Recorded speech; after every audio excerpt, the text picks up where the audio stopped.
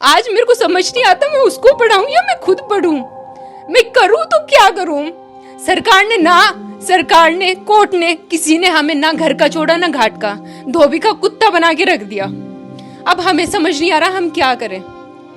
आगे भविष्य बिल्कुल अंधकार में नजर आ रहा है। समझ नहीं आता, अंदर से आत्मा से गाली निकल रही है। वो गालियां किसको लगेंगी, ये श्राप किसको लगेगा, कुछ भी नहीं पता। आपके साथ बहुत बुरा किया है। अब ये बताओ कि इस चीज का जवाब कौन देगा।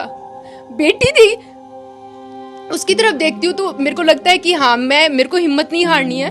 मतलब मैं हिम्मत करूंगी तो फिर उसको भी आगे, उसको एक ये था कि जुनून था, हाँ मम्मा बनी है मैं भी आईएएस बनूंगी। उसका सपना ही है, छोटी सी बच्ची 8 साल की, उसका ये सपना है कि मैं आईएएस ऑफिसर बनूंगी, छोटी सी का। लेकिन जैसे ये सब हुआ उसका खुद का एकदम टूट गया, मन टूट गया।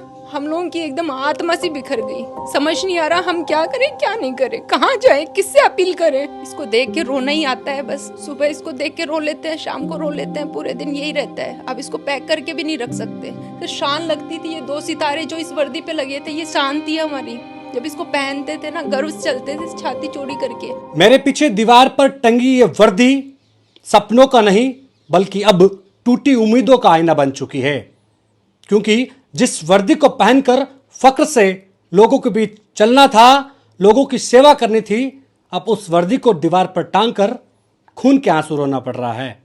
जी हां, एसआई भर्ती को कोर्ट ने रद्द कर दिया है, लेकिन इस भर्ती को अपने दिल पर लेकर जुनून के तौर पर इसमें सफलता हासिल करके सब इंस्पेक्टर बनने वाली हमारे साथ अन्नू यादव है।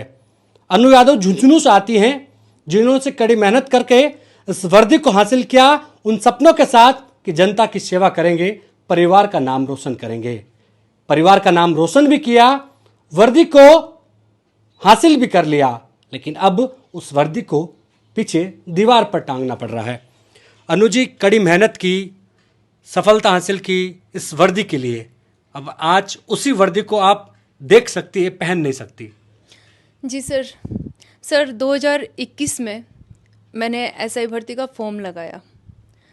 ये जुनून जो था वर्दी का, मैंने अपने बचपन से अपने पिताजी को वर्दी पहनते हुए देखा है। वो बीएसएफ में थे, तो कहीं ना कहीं वो शुरू से एक जुनून था कि हाँ मेरे को भी वर्दी धारण करनी है, मुझे भी देश की सेवा करनी है, अपने परिवार का नाम रोशन करना है।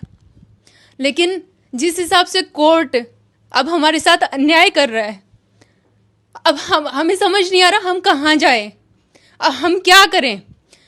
कोर्ट का जैसे डिसीजन आया है, हम मानते हैं कि हम डबल बेंच में इसको अपील करेंगे, लेकिन सिंगल बेंच से हमें ये उम्मीद नहीं थी कि इस तरह का डिसीजन आएगा। 2021 में जैसे मैंने फॉर्म लगाया, उसके बाद मैं 2019 से मैं इस चीज़ की प्रिपरेशन में लगी हुई थी। मेरा आरएस प्री क्लियर हुआ उसी टाइम 2021 के अंदर। एसआई भर्ती क्लियर हुई 2021 में, एसआई भर्ती का एग्ज़ाम दिया मैंने। उसके बाद में 2022 में मैंने फिज़िकल क्लियर किया। सर मेरी मेंटली हालत इतनी ख़राब थी, मतलब फिज़िकल वगैरह में मैं एकदम बहुत ही पिछड़ी हुई थी, लेकिन फिर भी मैंने साल भर मेहनत की और वो फिज़िकल क्लियर किया। उसके बाद हम 3000 लोग इंटरव्यू के लिए सेलेक्ट हुए। इंटरव्यू के बाद में इंटरव्यू मेरा बहुत अच्छा हुआ, मुझे उम्मीद भी थी कि हाँ ये मेरा सिलेक्शन हो जाएगा। लेकिन फिर उसी दौरान ये सब सुनने में आ रहा था कि पेपर लीक हुआ, तो फिर भी हम पढ़ाई से जुड़े हुए थे। उसके बाद में जैसे ही फाइनल लिस्ट में नाम आया, पूरे परिवार में खुशी थी, खुद में एक ये था कि हाँ मैंने कुछ कर दिखाया है। फिर उसके बाद में सपने जैसे ही साकार होने लगे, 2024 के अंदर दिसंबर में बोला जाता है इस भर्ती को रद्द करेंगे। उस टाइम पे हम ट्रेनिंग कर रहे थे। एक तो ट्रेनिंग का सर पूरा बर्डन हमारे सिर पे था, ऊपर से ऐसे बातें हमें सुनने को मिलती थी कि तुम्हारी भर्ती रद्द हो जाएगी, तुम्हें कल ही घर भेज दिया जाएगा। मेरे एक 8 साल की बेटी है सर, आज मेरे को समझ नहीं आता मैं उसको पढ़ाऊं या मैं खुद पढ़ूं। मैं करूं तो क्या करूं। सरकार ने कोर्ट ने किसी ने हमें ना घर का छोड़ा ना घाट का, धोबी का कुत्ता बना के रख दिया। अब हमें समझ नहीं आ रहा हम क्या करें। आगे भविष्य बिल्कुल अंधकार में नजर आ रहा है। समझ नहीं आता, अंदर से आत्मा से गाली निकल रही है। वो गालियां किसको लगेंगी, ये श्राप किसको लगेगा, कुछ भी नहीं पता। भविष्य में ये भी नहीं पता कि अब आगे हम प्रिपरेशन कर पाएंगे या नहीं कर पाएंगे, क्योंकि ट्रेनिंग के दौरान मेरा पैर फ्रैक्चर हो गया था। अभी भी मैं रनिंग करती हूँ तो मेरा पैर में दर्द होता है। तो मुझे समझ नहीं आ रहा मैं क्या करूँगी क्या नहीं करूँगी, किस तरह से अपने बच्ची को पालूंगी, किस तरह। अभी हाल ही में एक वाक्य हुआ था, मेरी बेटी ने बोला, मैंने बोला बेटा भगवान से प्रे करना मेरे लिए, सब मेरा अच्छा होगा। तो उसने बोला मम्मा मैंने बहुत प्रे किया आपके लिए, भगवान ने आपके साथ बहुत बुरा किया है। अब ये बताओ कि इस चीज़ का जवाब कौन देगा। बेटी थी, उसकी तरफ देखती हूँ तो मेरे को लगता है कि हाँ मेरे को हिम्मत नहीं हारनी है, मतलब मैं हिम्मत करूँगी तो फिर उसको भी आगे, उसको एक ये था कि जुनून था, हाँ मम्मा बनी है मैं भी आईएएस बनूंगी, उसका सपना ही है। छोटी सी बच्ची है 8 साल की, उसका ये सपना है कि मैं आईएएस ऑफिसर बनूंगी, छोटी सी का। लेकिन जैसे ये सब हुआ उसका खुद का एकदम टूट गया, मन टूट गया, हम लोगों की एकदम आत्मा सी बिखर गई। समझ नहीं आ रहा हम क्या करें क्या नहीं करें, कहाँ जाए, किससे अपील करें। इस एग्ज़ाम के बाद ही कुछ दिनों बाद ही होगा कि भाई पेपर में फर्जीवाड़ा हुआ है, पेपर लीक हुआ है, बड़े बड़े माफिया हैं इस पेपर गिरोह से जुड़ा हुआ है। उस समय में और अभी जो 4 साल बीते हैं उस दरमियान बहुत कुछ आपको सहना पड़ा हो। गांव के लोग पहले ये कहते थे कि इस भर्ती में जो जिस तरह से फर्जीवाड़ा हुआ कि आपकी बेटी भी फर्जी होगी।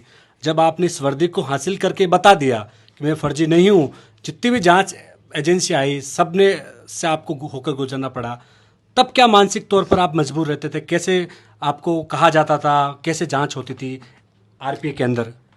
सर बिल्कुल ये सब सुनने को मिलता था, पापा को भी सुन के आप लोगों ने भी पैसे तो नहीं दिए, आप लोगों की बेटी तो फर्जी नहीं है ना, ये सब सुनने को मिलता है, हमें अभी भी सुनने को मिलता है कि हाँ ये लोग फर्जी हैं, अच्छा हुआ इनकी भर्ती रद्द हो गई। आरपीए के अंदर हम ट्रेनिंग कर रहे थे, उस टाइम पे एसओजी वीके सिंह जी आए थे, एक सेमिनार हॉल में हमें बिठा रखा था। उन्होंने बोला जो दोषी हैं उसको हम नहीं छोड़ेंगे, निर्दोष को टेंशन लेने की कोई ज़रूरत नहीं है, हम बेफिक्र रहे। हमारे पास से जैसे जैसे बंदों को उठाया जाता था नाम से, वो उठ के उनके साथ चले जाते थे। हम बिल्कुल उस गवर्नमेंट जिस हिसाब से एसआईटी का गठन किया, एसओजी ने जो इन्वेस्टिगेशन, हम पूरा उनका साथ दे रहे थे, अभी भी हम साथ हैं। वहाँ से एसओजी ने जैसे जैसे उठाया, फिर उसके बाद ये सुनने को मिल रहा था कि एसओजी ने रिकमेंडेशन कर दी कि इस भर्ती को रद्द कर दिया जाए बिना इन्वेस्टिगेशन के। तो फिर हमारे पास कोई और ऑप्शन नहीं था, सिर्फ भगवान के प्रेयर के। वहाँ माता रानी का मंदिर था, वहाँ बैठ के हम दिन रात यही प्रेयर करते थे, इस भर्ती को रद्द ना किया जाए, भगवान रद्द ना किया जाए। और वो होते होते हमारी ट्रेनिंग कंप्लीट हो भी गई। लेकिन अब जब हमें पुलिस लाइन भेज दिया गया है, 8 महीने तक हम पुलिस लाइन में बैठे हुए हैं, मेंटली हम टॉर्चर होते हैं, क्योंकि पुलिस लाइन में भी हमें यही सब सुनने को मिलता है, फर्जी हैं ये लोग फर्जी हैं। एक टैग लगा दिया ईमानदारी के ऊपर कि ये लोग फर्जी हैं, फर्जी तरीके से आए हैं इस डिपार्टमेंट के अंदर। बहुत टूट चुके हैं, समझ नहीं आ रहा क्या करें क्या ना करें। अब तो ये लगता है कि लोग यहाँ तक बोलते हैं कि इनको ट्रेनिंग दे दी गई है, इनको हथियार तक चलाने आते हैं, तो ये लोग अपराधी, मतलब ये तक बोलते हैं कि अपराधी भी बन सकते हैं ये लोग। तो फिर मैं गवर्नमेंट से ये बात बोलती हूँ, कोर्ट से ये बात बोलती हूँ, अगर आपने ये डिसीजन दिया है कि इस भर्ती को रद्द किया जाए तो हमें फांसी की सजा ही दे दो, वो ज़्यादा बेस्ट रहेगी हमारे लिए, क्योंकि मरना तो हमारा वैसे ही हो गया, आत्मा मर चुकी है एकदम से, अब हम कुछ नहीं कर सकते। हाँ बस ये ज़रूर है, डबल बेंच में अपील है, कर रहे हैं, क्या रहेगा डिसीजन क्या नहीं रहेगा अब आगे वो देखा जाएगा। सर क्या लगता है कि सरकार की ओर से मजबूत पैरवी नहीं की गई, उसकी वजह से ये सब कुछ हुआ, या फिर ये पूरा एसआई भर्ती एक राजनीतिक रूप से पूरा रंग ले चुकी थी? सर राजनीतिक मुद्दा तो बना हुआ है, ये चीज़ तो हम शुरू से देख रहे हैं। पहले इसको राजनीतिक मुद्दा किरोड़ीलाल मीणा जी ने बनाया, फिर उसके बाद हनुमान बेनीवाल जी ने बनाया। अब अभी कुछ दिनों पहले ही, 1-2 दिन पहले अखबार के अंदर ये दोनों आपस में लांछन लगा रहे थे एक दूसरे पे, आज ये दोनों एकदम भाई भाई बन गए। क्यों?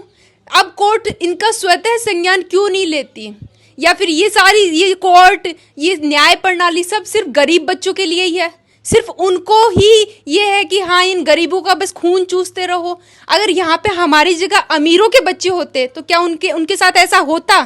तो ये सर मैं तो सिस्टम फेल्योर मानती हूँ। लेकिन अनु, राजस्थान के इतने लाखों बेरोजगार युवा है जिनकी भी उम्मीदें इस भर्ती से जुड़ी हुई थी, वो भी चाहते थे इस वर्दी को हम भी पहने। लेकिन कहीं ना कहीं इतने बड़े स्तर पर आप मानते हैं कि पेपर लीक हुआ था, इतना बड़ा घोटाला हुआ था और जांच एजेंसी इसमें नाकाम रही फिर? सर, पेपर लीक होते हैं, मैं कह रही हूँ, अभी भी कह रही हूँ। आप पीटीआई का एग्ज़ाम ले लो, फर्स्ट ग्रेड का ले लो, आप सेकंड ग्रेड का ले लो, आप थर्ड ग्रेड का ले लो, रिट वाला पेपर, सारे पेपर लीक हुए हैं और आगे भी होते रहेंगे। कौन गारंटी ले रहा है इस बात का कि आगे पेपर लीक नहीं होंगे? लेकिन सर, हम फिर भी इतने ईमानदार, मतलब इतने मेहनती, हमें खुद पे गर्व है कि हम इतना पेपर लीक हो गया फिर भी हम इसके अंदर चुने गए हैं। एक तरह से ये हमारे भगवान ने हमारा साथ दिया है, हमारी मेहनत ने, हमारे जो कर्मों का फल वो हमें मिला। लेकिन अब उन कर्मों का फल जिस हिसाब से ये लोग छीन रहे हैं हमसे, बर्दाश्त नहीं हो पा रहा है। क्या करेंगे अब, क्योंकि इस वर्दी को तो दीवार पर टांगना पड़ गया?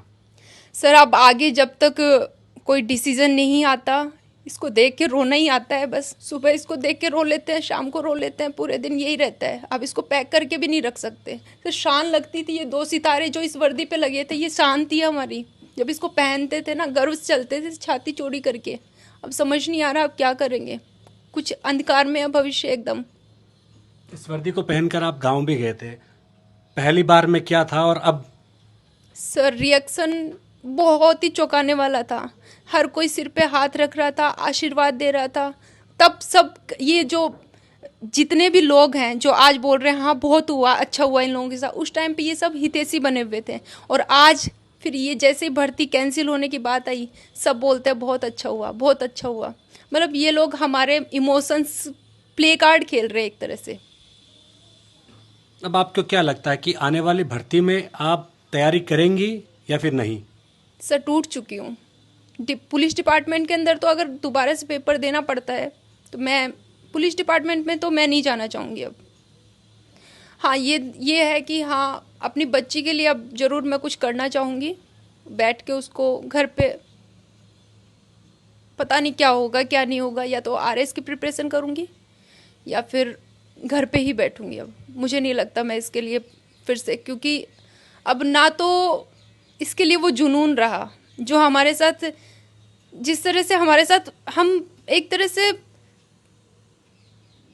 समझ नहीं आ रहा, मेरे वर्ड्स कम पड़ रहे हैं, मुझे समझ नहीं आ रहा मैं क्या बोलूं। मतलब जो वर्दी पहनकर एक फक्र होता था, उम्मीदें बड़ी सारी थी, लेकिन अब उम्मीदों का बोझ से ज़्यादा सवालों को बोझ ज़्यादा है और हर कोई सवाल कर रहा है आपसे। जी सर, समझ नहीं आ रहा अब कुछ भी, क्या करेंगे क्या नहीं करेंगे। लोगों के सवाल भी है, लोग हमें अपराधी भी मान रहे हैं। इतनी मेहनत करके हम यहाँ पे आए हैं, आगे नहीं पता, कुछ भी नहीं पता क्या होगा। परिवार वाले क्या कह रहे हैं अभी? परिवार वाले बोल रहे हैं कि हम तेरे साथ हैं, कोई दिक्कत नहीं है, जब तक तू चाहेगी हम तेरे साथ, आगे प्रिपरेशन करो, फिर से एग्ज़ाम दो एसआई भर्ती का। देखते हैं सर क्या रहता है इसमें। हम इसमें जी जान लगा दी थी। अब जी जान लगाने के बाद अगर ऐसा होता है तो फिर टूट जाता है इंसान। फिर वो इंसान बिखरने के बाद अगर बहुत मुश्किल से फिर। बच्चे कितने साल के आपके? 8 ईयर्स। 8 ईयर। जी उसका भी सपना है? सर, सपना है उसका, आईएएस ऑफिसर बनने का सपना है सर। और जैसे ही मैंने ये वर्दी धारण की थी, बड़े गर्व से मेरे को कहती थी, मम्मा I am proud of you. उसके स्कूल में बच्चे अब उसको छेड़ते हैं कि तेरी मम्मा भी फर्जी है। घर आके बोलती है मेरे को स्कूल नहीं जाना है। मेरे को बच्चे छेड़ते हैं, मेरे को बच्चे चिढ़ाते हैं। वही बच्ची पहले उसके सारे फ्रेंड्स बने हुए थे, आज वो उसको चिढ़ाते हैं सारे बच्चे। मेंटली सर, बेटी को भी मेंटली सफ़र करना पड़ रहा है, मेरे को भी मेंटली सफ़र करना पड़ रहा है, घर वालों को भी, सब सफ़र कर रहे हैं। ये सिर्फ अन्नू की कहानी नहीं है, बल्कि उन सब इंस्पेक्टर की कहानी है जो कि 2021 में चयनित हुए थे। भर्ती रद्द होने के बाद उनको जिस तरह से नोचा जा रहा है, उनके ऊपर टैग लगाया जा रहा है कि बाकी जो फर्जी थे उन्हीं की तरह आप भी फर्जी हो। जिन उम्मीदों के साथ इस वर्दी को पहनकर इन्होंने फ़क्र हासिल किया, आज उसी वर्दी को देख कर आंसू रोना आ रहा है। कैमरा सहयोगी मनोज के साथ विशाल शर्मा, जयपुर, राजस्थान तक।